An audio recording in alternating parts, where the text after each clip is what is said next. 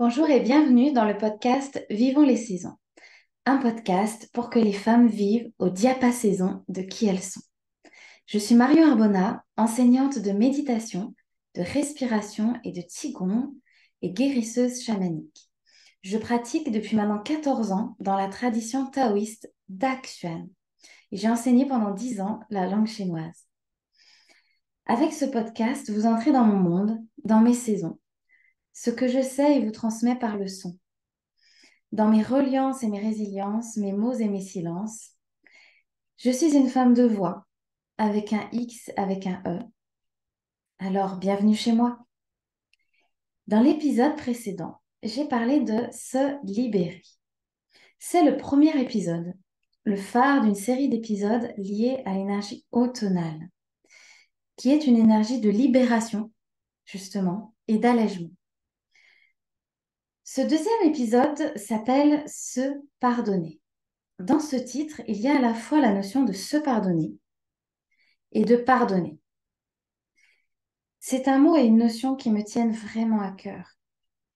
C'est l'objet de nombreuses discussions que j'ai avec des élèves ou des clientes en coaching ou en soins énergétiques depuis des années. Alors voilà ma vision que je vous partage. Ce n'est pas un absolu ni une injonction. Ce podcast, c'est une simple piste de réflexion. Avec l'automne, il y a l'idée de s'alléger, de laisser partir les vieux dossiers et, pour moi, c'est lié à ça, pardonner. Déjà, je vais clarifier quelque chose que j'entends souvent. Ce que pardonner n'est pas, en tout cas pour moi.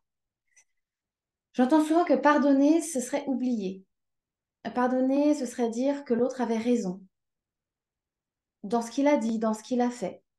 Pardonner, ce serait dire que c'est OK ce qui est arrivé, ce qui m'est arrivé. Non, ça n'est pas mon propos. Pardonner, pour moi, c'est passer à autre chose.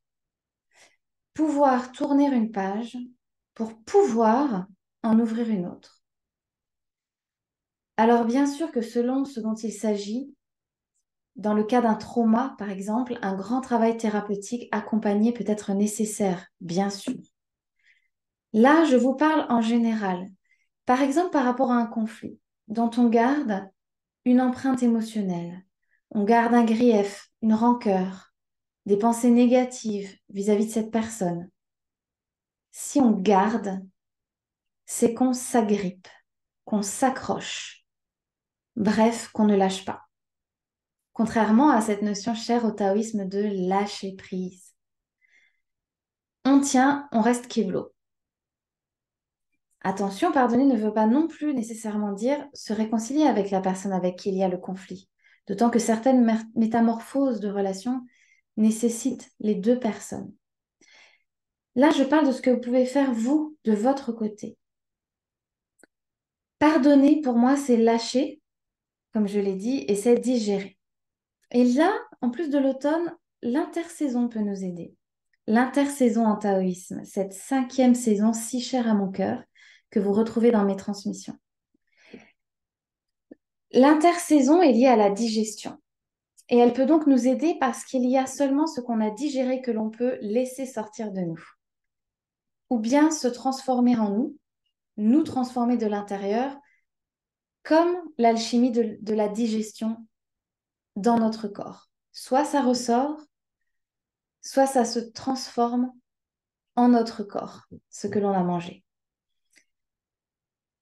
Et donc, ce qu'on n'a pas digéré dans nos vies, dans nos relations passées, dans nos épreuves, reste comme bloqué dans notre ventre, à l'intérieur de nous, pas digéré.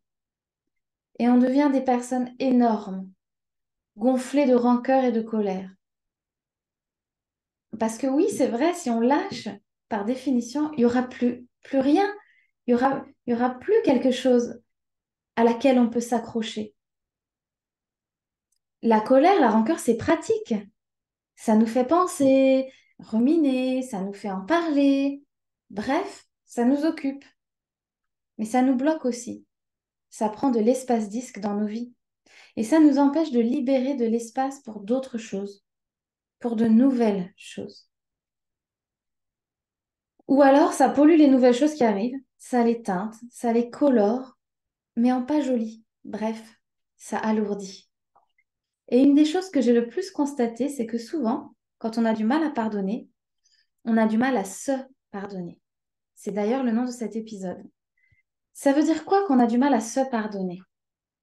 En fait, on pense qu'on a du mal à pardonner à l'autre ce qu'il a fait. Et on pense que c'est ça qu'on doit pardonner. Mais en réalité, il y a une autre facette de cette réalité. Ce qui est le plus difficile à pardonner, c'est ce qu'on a laissé faire. Et là, je vais vous apporter un autre mot que pardonner parce que peut-être qu'il ne résonne pas pour vous.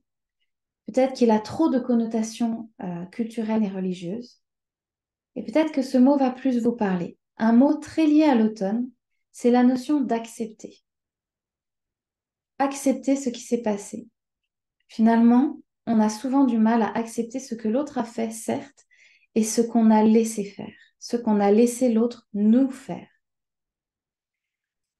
Et donc, il se peut que la racine de ce sentiment de ne pas vouloir pardonner soit en fait de ne pas vouloir regarder notre responsabilité en face dans ce qui s'est passé. Attention, je dis bien responsabilité et non culpabilité. Et même si c'est une situation dans laquelle on ne pouvait rien faire, où on a été victime au sens propre, dans ce cas aussi, il y a des choses qui sont difficiles à accepter. Et là, ce n'est pas notre responsabilité qui est difficile à accepter. Je pense par exemple à un inceste où l'enfant ne pouvait rien faire. Il est parfois difficile d'accepter que la vie peut être ainsi faite. Et donc, au-delà de se pardonner, il peut parfois être difficile de pardonner à la vie ce qui est arrivé, d'accepter que c'est, ou en tout cas, ce qui nous est arrivé, ça a été. C'est un moment de notre vie. Ok, maintenant, qu'est-ce que j'en fais? Est-ce que je rumine? Je tourne en boucle, j'en parle tout le temps. Ou alors, dès qu'on parle de cette personne, ce conflit, je ressors la guirlande de rancœur. Est-ce qu'à chaque fois qu'on va me mentionner ça ou cette personne, je vais y penser et choisir de revivre 15 fois les mêmes émotions, de me remettre dans l'état de colère initial, alors que là, je n'y suis plus dans cette situation. Revivre tout ça au présent alors que c'était il y a 20 ans. Ou est-ce que je suis capable ou motivée pour passer à autre chose? C'est à ça que servent la méditation, la respiration, le qigong, à métaboliser psychologiquement, émotionnellement et physiquement les épreuves de nos vies pour pouvoir avancer. C'est aussi à ça que servent les soins, les coachings, les accompagnements individuels ou collectifs, les thérapies, à être aidé en chemin si besoin. Parce que finalement, en taoïsme, on dit que le temps n'existe pas, qu'il n'y a pas de passé, pas de futur, que du présent. Et pensez-vous vraiment qu'en étalant votre passé sur les murs de votre présent comme des posters, vous allez vous créer une belle vie sereine, allégée? Finalement, se pardonner et accepter ce qui s'est passé, ça sert à avancer. Parce que vivre, c'est un mouvement et non un arrêt sur image d'antan.